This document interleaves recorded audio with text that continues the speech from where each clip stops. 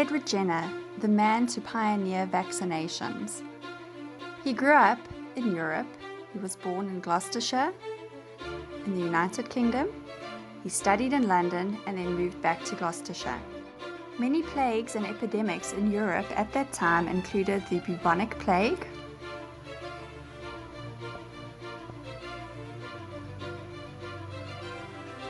cholera,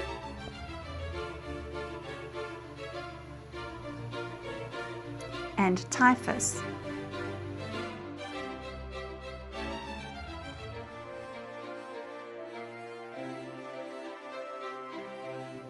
But the most feared at that time was smallpox.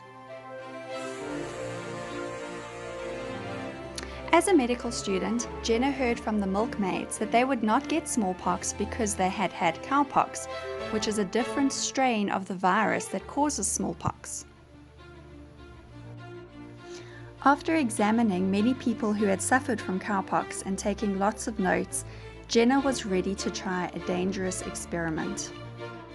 Jenner made 2 small cuts in the arm of an 8-year-old boy, James Phipps, and then placed some matter from a cowpox sore into those cuts.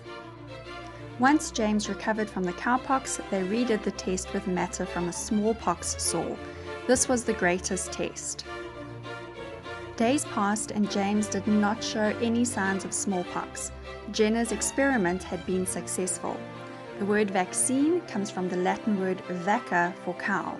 2 years later, Jenner published a book on how smallpox could be prevented by vaccination.